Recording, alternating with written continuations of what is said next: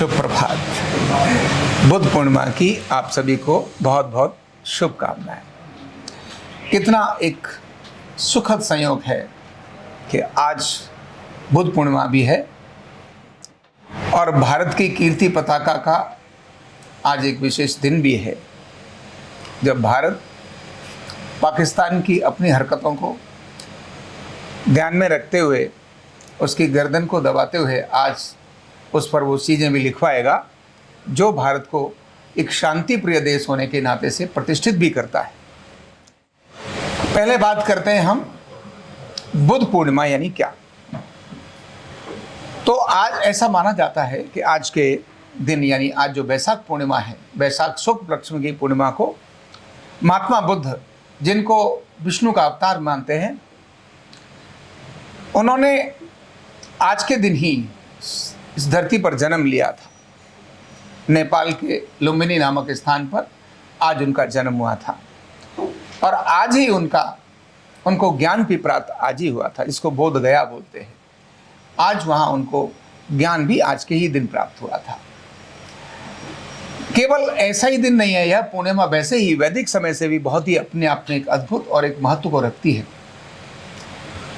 यह अपने आप में ही एक कॉस्मिक एनर्जी को पृथ्वी पर एक विशेष प्रकार से प्रकट करने का कारण भी बनती है। इसीलिए महात्मा बुद्ध के, जिनका नाम बचपन में सिद्धार्थ था, उनके जन्म और उनकी बोधि यानी बोधत्व को प्राप्त करने का जो दिन है वो तो स्मरण के लिए महापुरुष के नाते से है। लेकिन वैसे भी जो ग्रहों की कालगणना है, उस कालगणना के अनुसार आज का दिन भी जो बौद्ध पूर्णिमा है, जो बुद्ध पूर्णिमा है, ये अपने आप में ही एक बहुत श्रेष्ठ महत्व रखती है। महात्मा बुद्ध, क्योंकि आज दुनिया के अंदर सबसे अधिक अगर किसी के स्टैचू मिलेंगे, किसी की मूर्ति मिलेंगी, तो वो बुद्ध मूर्ति सबसे अधिक मिलेंगी। पूरी दुनिया में जाए तो वहाँ सबसे अधिक मूर्तियाँ महात्मा बुद्ध की मिलेंगी। जबकि महात्मा बुद्ध ने कभी नहीं कहा कि आप मेरी मूर्ति लगाइए और मुझे इस तरह से प्रतिष्ठित करिए। वो कहते थे धम्मम शरणम गच्छामि, धम्म की तरफ चलो, संगम सर पहले संगम शरणम गच्छामि, संघ की तरफ चलो, फिर धर्म की तरफ चलो। इकट्ठे हो, आपस में देखो, बात करो, लेकिन फिर धर्म की तरफ प्रस्थान करो। इस प्रकार का उनका धर्म मतलब जीवन जीने का एक तरीका। और महात्मा बुद्ध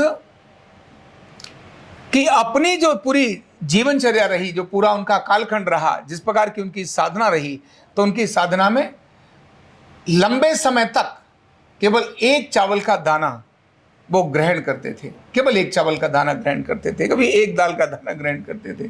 वो करने से जो उनको अपनी साधना थी, यानी अपने अंदर अनेक प्रकार के कष्ट थे, तप जो किया, जिसको हम बोलते हैं तप। तप का मतलब होता है साधना के मार्ग में आने वाली कठिनाइयों को सहना, ये तप होता है। तो उन्होंने तप का जो मार्ग चुना, उस तप के मार्ग से उन्हें ज्ञान प्राप्त हुआ। ज्ञान का मतलब होता है कि जब व्यक्ति यानी इस संसार के बारे में और संसार से परे भी चीज़ों को जान करके देख सकता है, समझ सकता है और उस प्रकार से वो अपना आचरण भी करता है, जिसके लिए द्वेष खत्म हो जाता है। जो सब प्रकार की स्थितियों को जानता है, होने वाली सारी घटनाओं के बारे में वो जानता है, यानी उस प्रकाशमान हो जाता है। इसी को उसको ज्ञानवान कहते हैं। जो व्यक्ति बहुत सारी चीज़ों के बारे में जानने लगता है तो कहते हैं इसको इसके बारे में ज्ञान हो गया है। ये है क्या, यानी हमारा जीवन क्या है, यह लोक क्या है, संसार क्या है, जगत क्या है, मैं क्यों आया, अब मुझे करना क्या है, मेरे जीवन का उद्देश्य क्या है, ये सब जब पता चल जाता है, उसी को कहते हैं इसको बोध हो गया, यानी बुद्ध बन गया, यानी ज्ञान हो गया। जिसके अंदर युद्ध नहीं तो उसमें बुद्ध होता है। इसीलिए भारत बुद्ध का देश है, भारत शांति प्रिय देश है। लेकिन भारत साथ में तप के मार्ग पर चलने वाला देश है, जिसको कहते हैं साधना के मार्ग में आने वाली कठिनाइयों को सहना। भारत कभी भी कठिनाइयों से डरने वाला देश नहीं। किसी भी प्रकार की कठिनाई आए, क्यों भारत नहीं डरता, उसके पीछे कारण है कि भारत तप के मार्ग पर चलता है। जब साधना करके एक चावल से एक व्यक्ति अपना गुजारा करता है, वो चावल भी छोड़ देता है और लंबे समय केवल वायु के आहार पर अपना गुजारा करता है। सोचिए इससे बड़ा और क्या होगा। इतना कठिन तप से जो व्यक्ति चल सकता हो और ऐसे पूर्वजों का जो देश हो वो अपने आप में एक शक्तिशाली और सशक्त होगा ही। इसीलिए अभी जो वर्तमान में हमने घटना देखी, मैं इस पर आता हूं।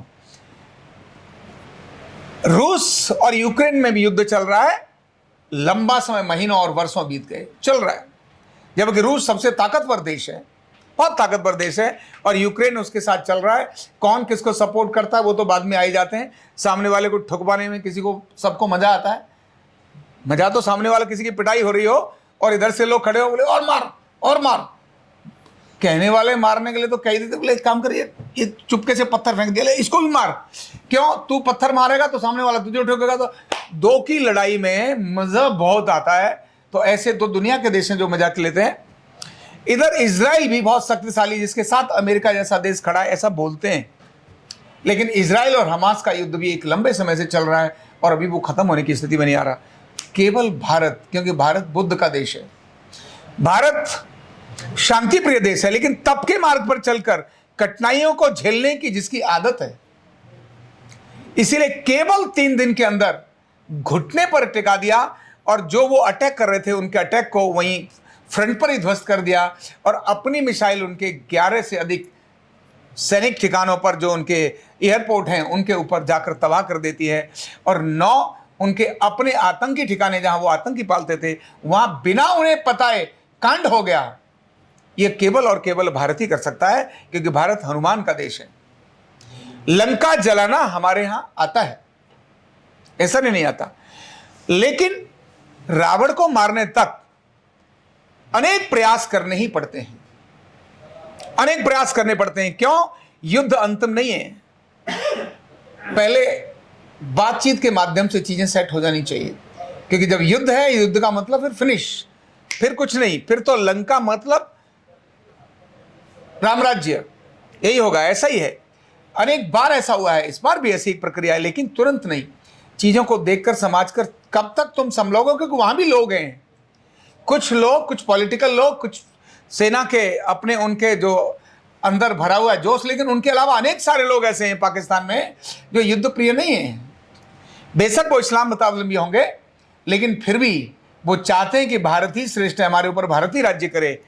अनेक सारे विभीषण वहां भी हैं जो देखते हैं कि भारत ही है प्रिय, ऐसा नहीं है, लेकिन फिर भी वहां की परंपरा, वहां की नीति और जिस प्रकार से वो बना, वो विद्वेष की भावना से बना। इसीलिए जब तक वो खत्म नहीं होगा तब तक अशांति रहेगी। वो कुत्ते की दुम है जो बिना काटे सीधी होगी नहीं। लेकिन फिर भी भारत, क्योंकि दुनिया के अंदर चीजों को देखता है, वहां के लोगों को देखता है, वहां के लोगों की जान और माल को देखता है। भारत कभी भी सिविलियंस पर अटैक नहीं करता, लेकिन वह है कि सिविलियंस पर अटैक करता है। वो है ही, वह राक्षसी प्रवृत्ति थी वही जो ऋषियों की हड्डियों को का ढेर क्यों मिला, क्योंकि जो साधना में लगे हुए थे उनको तंग करने का काम, ये तो राक्षसी प्रवृत्ति का काम है। तो राक्षसी प्रवृत्ति तो पाकिस्तान में है ही, वो उसी प्रवृत्ति के कारण से तो बनाई। तो 3 दिन के अंदर वो सारा कुछ करके दिखा दिया जो रूस नहीं कर सका और इजराइल नहीं कर सका, जो अमेरिका भी नहीं कर पाता। और अमेरिका तो अपने हर एक देश अपने स्वार्थ से चलता है। अमेरिका को जहां जहां अपना फायदा लगता है वो सारी चीजें कराता है, जहां सामान बेचना उसके लिए भी काम करेगा, किसके लड़ाने में उसको फायदा है वो करता रहेगा। लेकिन भारत को अपने स्टाइल से चलना है, भारत को अपने हिसाब से देखना है। इसलिए ये सारी प्रक्रिया में आज का दिन बहुत महत्वपूर्ण है, जब आज हमारे DGMO, director general of military operation, Pakistan के डीजीएमओ को साथ में बुलाकर बिठाकर, क्योंकि उन्होंने सीजफायर की बात की, तो उनको ये बताने के लिए कि सुन, अभी तुम्हारी छुटपुट गोलियां चलती रहती थी, अब तुम्हारी गोली चलेगी तो हमारा गोला चलेगा, और तुमने एक छोटा सा अटैक किया तो हम उसको फाइनल युद्ध ही मानेंगे। हम अब ये नहीं कहेंगे कि आपने क्यों कहा, अब हम बात ही नहीं करेंगे। लास्ट और फाइनल ये चीज़ है कि तुमने क्या करना है, उसके हिसाब से हम आगे चलेंगे, क्योंकि सिविलियंस की जान हमारे लिए बहुत प्रिय है। सिंध में रहने वाले लोग पाकिस्तान के इस रुख से खुश नहीं हैं। खैबर पख्तून में रहने वाले लोग, क्योंकि जब युद्ध होगा तो खैबर पख्तून पर भी अटैक होगा, सिंध पर भी अटैक होगा, क्योंकि पाकिस्तान की सेनाएं पंजाब में कम रहेंगी, सिंध में अधिक रहेंगी, खैबर पख्तून में अधिक रहेंगी। मानी जो उन जगहों पर अधिक रहेंगी जहां पर पाकिस्तान के विरोध में आवाज उठने वाले लोग हैं, वो अपने ही लोगों को मरवाने में उन्हें ज्यादा खुशी होगी, इसलिए उन जगहों पर से वो अटैक करेंगे। तो भारत भी अटैक करेगा तो वो लोग अनावश्यक मारे जाएंगे। अच्छा है बिना मारे युद्ध के, बिना युद्ध के ही पाकिस्तान खत्म हो, यही ज़्यादा अच्छा है। तो इसीलिए भारत के प्रधानमंत्री, भारत का नेतृत्व तो इस प्रकार की सोच रखता है। तो आज का दिन बहुत महत्वपूर्ण है, यह बताने के लिए, दुनिया को बताने के लिए कि भारत शांति प्रिय देश है, शांति चाहता है, लेकिन भारत की बाजुओं में भी दम है। भारत की सुरक्षा एजेंसियां अपना काम करती हैं। भारत के सैनिकों का पराक्रम अद्भुत पराक्रम है, क्योंकि वह बौद्ध के सैनिक हैं, बुद्ध के सैनिक हैं, जिनको तप करना आता है, अपने शरीर पर कष्ट लेना आता है, अपनी शक्तियों को जागृत करना आता है। वह किसी के दाने पर चलने वाले लोग नहीं हैं। जैसे चाइना, पाकिस्तान लड़ने लगा, पाकिस्तान लड़ते लड़ते समझ आ गया कि चाइना के जो जेट हैं वो सच में चाइनीज खिलौने ही हैं। कौन सा कब किधर उड़ जाए वो पाकिस्तानियों को भी समझ में आ गया। बोले भाई जो ले लिए ना वो कागज के ही जहाज है, वो किधर कब उड़े, ले किधर जाए, चला किधर जाता है। और ऐसे ही उसकी सहायता से बनाई हुई जो उनकी शाहीन क्या थी, मिसाइल, वो भी समझ आ गई कि वो चली तो पर गिर गई, फटी ही नहीं। तो भैया तेरी शाहीन को उठा के फिर हमारे लोगों ने कहा भी चलो आई गई है, कोई बात नहीं, इसको गड्ढा ले जाके फाड़ दो। हमने कहा चलो तुम्हें खुश तो कर दें कि तुम्हारी शाहीन फाड़ी है, वो हमने फाड़ी है, तुम्हारी नहीं फटी है। तो इसीलिए उनकी जो चली थी वहां से तोप जो चल के जो मिसाइल आई थी वो अब नहीं कर ली। तो पाकिस्तान भी जानता है, दुनिया भी जानती है, और इसके कारण दुनिया के अंदर भारत की एक धाक जमी है कि भारत को महीनों ऑपरेशंस की जरूरत नहीं है, कुछ ही दिन के अंदर ऑपरेशन कांड करने की ताकत रखता है। हाँ, लंका जलाने के लिए एक ही दिन पर्याप्त है। लंका के ही लोग पूंछ पर तेल लगाएंगे, लंका के ही लोग पूंछ पर तेल लगाएंगे, लंका के ही लोग अपने कपड़े देंगे, लंका के ही लोग अपनी माचिस प्रयोग करेंगे, हनुमान जी अपनी पूंछ से लंका को उसी में जला देंगे। तो ये भारत ऐसा है, ये पाकिस्तान को और दुनिया को समझ आ गई, भारत की शक्ति समझ में आ गई। तो आज बुद्ध पूर्णिमा के दिन हमें अपने पूर्वजों को स्मरण करने की आवश्यकता है, हमें अपने सैनिकों के शौर्य को नमन करने की आवश्यकता है, उसको प्रणाम करने की आवश्यकता है। हमारे सैनिक बहुत अद्भुत सैनिक हैं, दुनिया की श्रेष्ठतम मिलिट्री, श्रेष्ठतम एयरफोर्स, श्रेष्ठतम नेवी अगर किसी की है तो वो केवल भारत की ही है। तो यह आज दिखाने का वक्त भी आया जो भारत ने दिखाया। तो आज बुद्ध पूर्णिमा के दिन भारत के कीर्ति की, जो शौर्य की जो पताका है सारी दुनिया के अंदर लहरी है। इसके लिए आप सभी को भी बधाई का बहुत बहुत साधुवाद, और बुद्ध पूर्णिमा की आप सभी को बहुत बहुत शुभकामनाएं। न्यूरोथेरेपी का कंप्लीट कोर्स सीखने के लिए जुड़िए हमारे ऑनलाइन ट्रेनिंग प्रोग्राम से और जानिए करीब 100 बीमारियों का इलाज बिना दवा और बिना मशीन के। इस न्यूरोथेरेपी ऑनलाइन ट्रेनिंग प्रोग्राम से आप घर बैठे बन सकते हैं गवर्नमेंट सर्टिफाइड न्यूरोथेरेपिस्ट। रजिस्ट्रेशन के लिए नीचे दिए गए नंबर पर अभी कॉल करें। और हाँ, हमारे वीडियो को लाइक करना, शेयर करना और चैनल को सब्सक्राइब करना बिल्कुल भी ना भूलें। धन्यवाद।